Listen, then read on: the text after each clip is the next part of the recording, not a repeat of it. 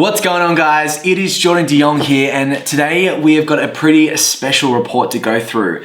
PIPA and PICA have conducted a COVID-19 survey, and essentially it's just interrogating or getting some questions from some of the property investors in the industry and sort of seeing what their take is in the current environment and how they feel about the current environment, what they're planning to do in the current environment. And it's actually got some really cool data in it. The total respondents are 1,877 people, so there's a pretty depth of amount of people in there, and we can sort of gauge some really serious information from this. So pretty keen to jump in and check it out. I'll just jump through onto the screen now and let's go through it. So survey, as I just said, there was 1,877 total respondents. The date it was open was Wednesday the 13th of May and it closed on the 24th of May. So happened in the middle period of May. I was one of the respondees. So yeah, pretty keen to delve in and see what they've got to the other respondees said as well. So question 1, do you believe now is a good time to invest in the residential property?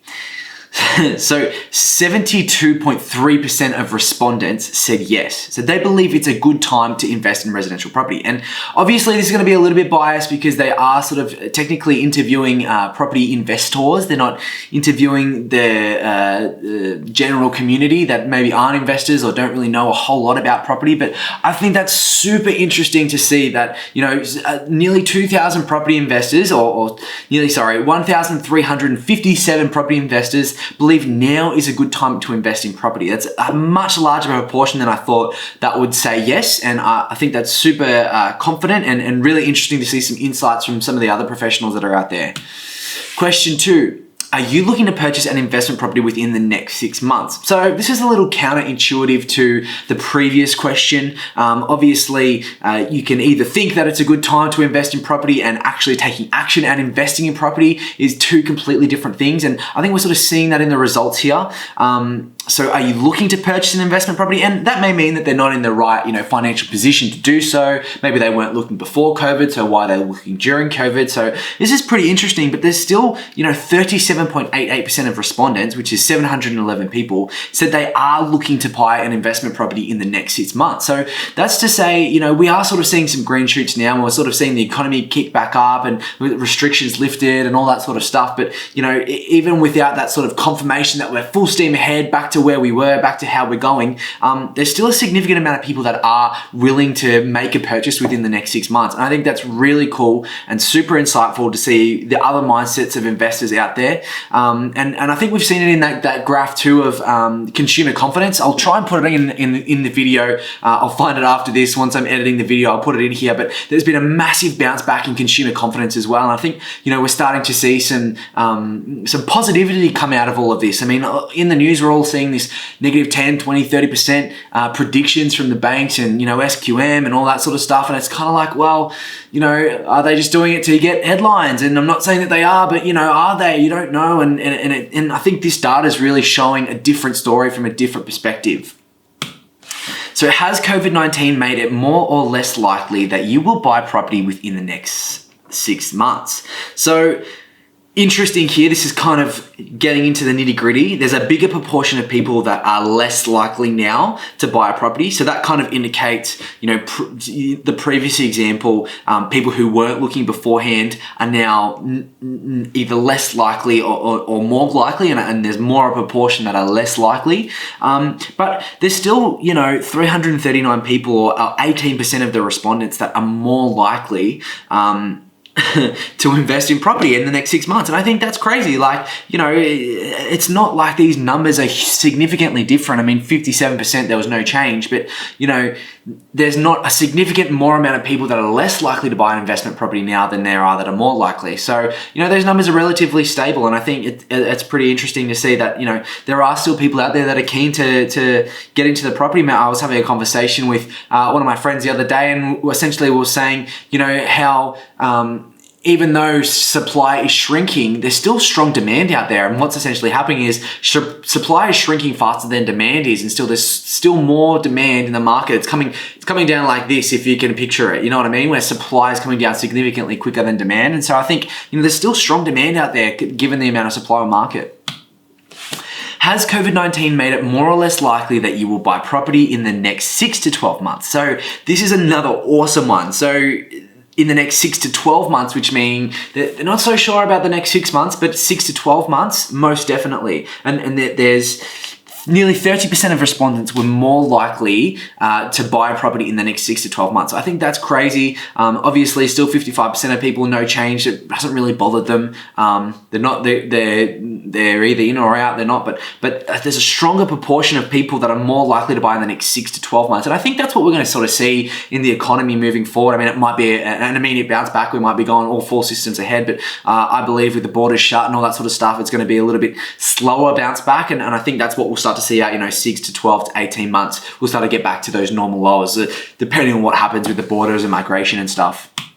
Question 5, has COVID-19 made it more or less likely that you will sell property within the next 6 months? So significant amount of people are less likely to sell within the next 6 months. So that means they're not in financial hardship. So 34.63% of people were less likely to sell. So they're not in financial hardship. And I think that's, being prudent through the mortgage repayment holidays and all that sort of stuff that we've seen. JobKeeper, JobSeeker, keeping incomes coming in, keeping people in jobs and all that sort of stuff. So they're significantly less likely to sell property. And that's because they don't want to be selling at a discount. They're not in financial hardship. They have to sell their properties, all that sort of stuff. They don't want to sell in this type of market. I think that's super interesting. I've heard a lot of commentators out there saying that now is a good time to sell because of that demand. It's not shrinking like crazy. There's still a significant amount of demand out there. So I'd love for them to redo this in the next 2 months, every 2 months or something, and just sort of see how this changes between beforehand and now. But yeah, super interesting.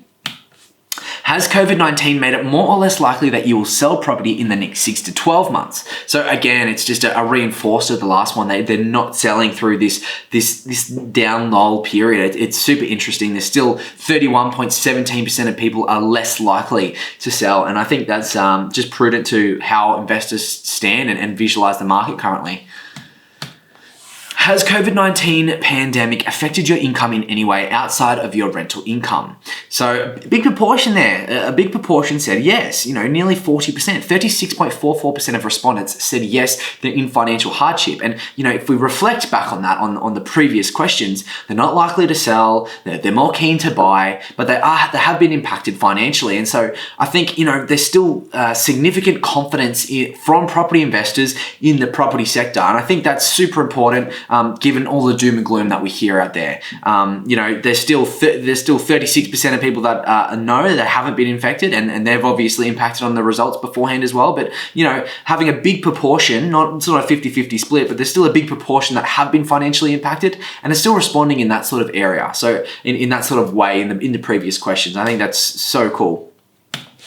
Has the COVID-19 pandemic resulted in you experiencing your own financial hardship, meaning unable to pay some of your financial commitments? So, for the people that are in this sort of situation, my empathy goes out to you. It's a tough time. Everyone's copping it somewhere and somehow in some place. And so, for nearly the 8% of people that are making it hard to make financial commitments, I feel your pain, and we're there for you. We want to be with you throughout this process. But in the big scheme of things, when you think about how we were looking at this pandemic originally, we were everyone in Australia was going to get the virus, and hundreds of thousands of people were going to die. That was a predicted thing. And so to only see to see how it come through now and only impact 8% of respondees in this sort of really financial tightening and hardship, we're pretty unscathed. We're pretty lucky to come out of this the way that we are currently.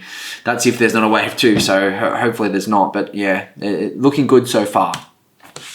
Have you applied for a repayment or pause holiday on your current mortgage with your bank or lender? So only 9% of people have applied for a repayment pause, and I say 9% quite lightly. That's it's still a pretty significant proportion. But in the back of my head, this is really good insights, because I haven't applied, and I thought, oh man, everyone else there must be applying for a repayment holiday and taking advantage of not having to pay their repayment, for 6 months or whatever. And now that I look at it, and I'm like, okay, well, maybe it is only people that are truly going through financial hardship. If we take this back, there's only 7.8% 7.89% of people are actually in that really tough financial circumstance, and only 8.48% of respondents have taken advantage of a repayment holiday. So I think that's really insightful that those people that are actually in financial hardship are taking advantage of that stuff, where the rest of us investors, where we're in a good, strong position, are still able to make our mortgage repayment and haven't applied for that. I think that's really interesting. So financial standing, question 10. What time range best describes your ability to meet your financial commitments, taking into considerations your savings, loan buffers, and current income status? So super interesting here. So this delves into how much of a buffer everyone's got, and what a buffer is essentially, say my monthly expenses was $10,000. That's very high, but say it was. If I had $30,000 in savings, then I've got 3 months worth of a buffer in my back pocket. If I was to lose my job, to make sure that we're still going as we are. Obviously, if we were in that situation, you'd probably tighten up other areas of spending. But essentially, you've got 3 months there to really step back, analyze, and okay, I got to get a new job, I've got to find this, I've got to get a mortgage repayment holiday, or whatever it may be. You've got some time there to make it through. So I find this one really interesting, because in my mind, I've always thought a 3-month buffer, absolute minimum, don't go below it sort of thing. But, there's still 0.96% of people are running behind on their commitments. Obviously, there's going to be some people in that situation, so that's a bit unfair. But, 5.27% of people are running it month to month. That's scary to me. I can't believe that. 4.69% of people have a 1-month buffer. 12.47% have a 2 to 3 month buffer. And this is the category that I would be sitting in, is the 3 to 6 month buffer is 16.68%. And I think that's, relatively low considering what I thought beforehand. And this is why this is super insightful. 6 to 12 months is 20%. So a lot more people have a 6 to 12 month buffer. And then we go to 12 months to 2 years, that's 17%. So that's higher than the 3 to 6. So essentially people are just sitting on these big cash buffers and are in a really comfortable position. I think that's really reflective of the results that we're seeing beforehand. And then people with a 2 or year more buffer is 21.68%, and that is just phenomenal. Those people are obviously not in any sort of financial hardship and are still making their repayments and all that sort of stuff. So I think that big proportion is really interesting. So this sort of 3 to 12 month buffer period is the bigger number. If you stack up the numbers there, it's like 20%, 40%.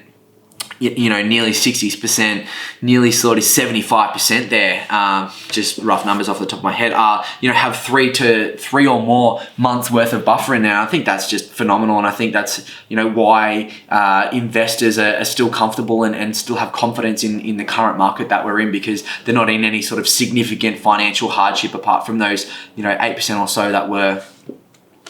Question 11, during the COVID-19 pandemic, have you been asked one or more of your tenants for any rental relief?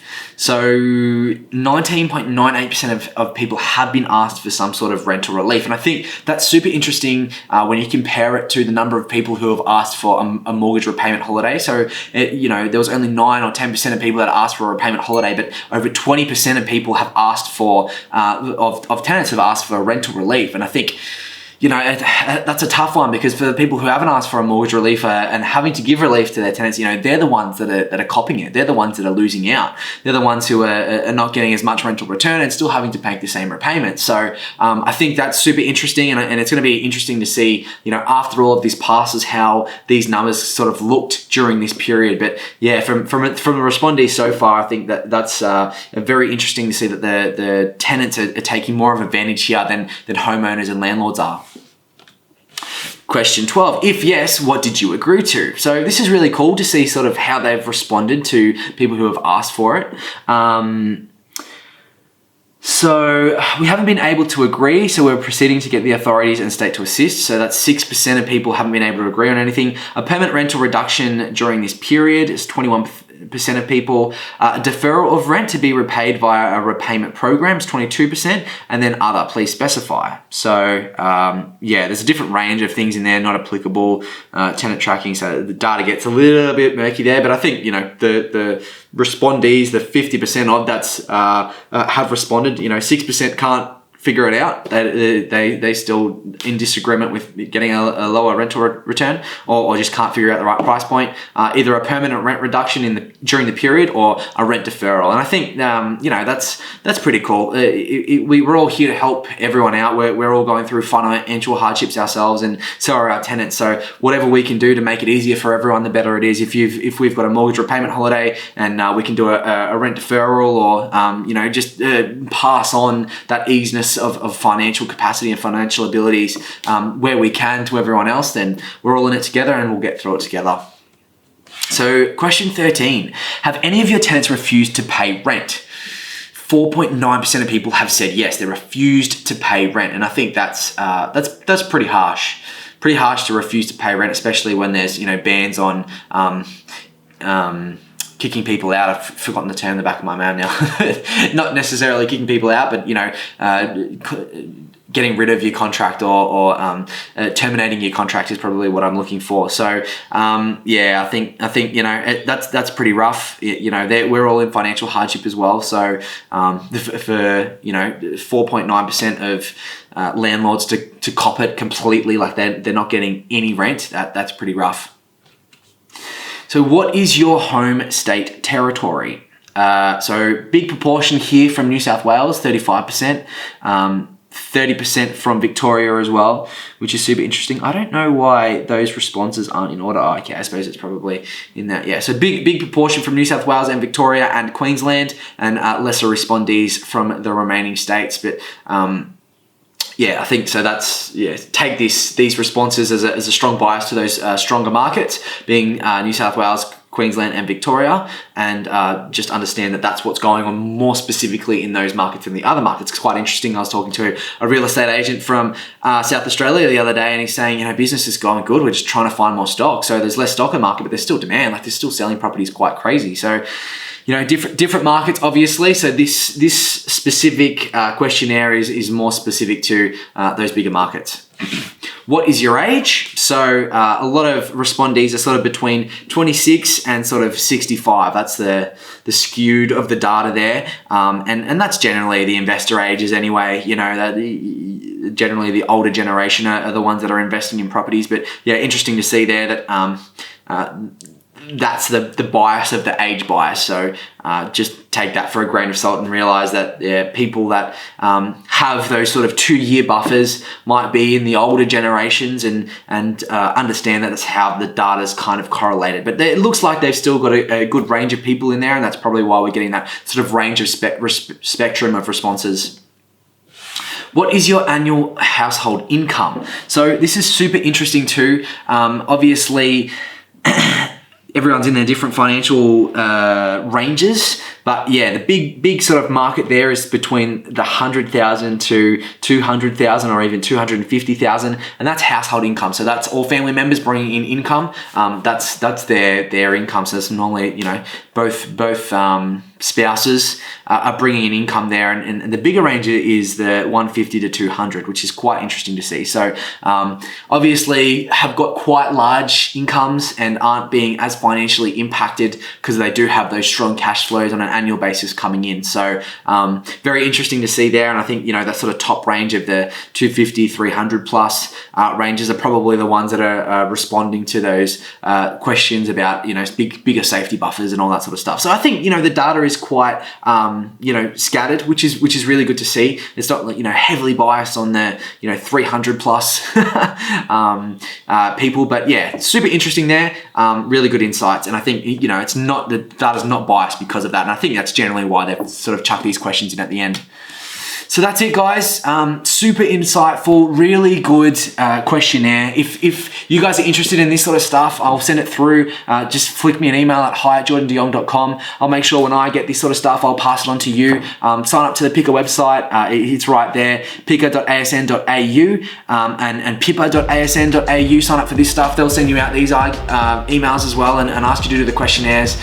It's really insightful, guys. They don't use, there's no way to identify yourself. You just answer it. There's no login or email or anything like that. You just respond, answer the questions, and they can't identify you or anything like that. But it's super insightful to see how other property investors are viewing the market and sort of where all these, the thought process is going, but also who these investors are and what age group they're in and what income brackets they're in and all that sort of stuff. And it's pretty skewed. So the more data they can get in there, obviously the better results are and the more accurate the results are going to be. So obviously no financial advice today, guys. This is just my opinion, my views on what I'm looking at in the market, what I'm looking at from investors and their perspectives. I don't know your financial circumstances or anything like that, so take it for a grain of salt. If you're after your own financial advice, you can seek your own personal financial advisor and they'll tailor a result for you. But anyway, look after yourself, guys. I'm keen to get back out there, get the economy rolling again and get back on top of things. So super insightful, guys. I hope you have a fantastic day, and until next time, happy house hunting.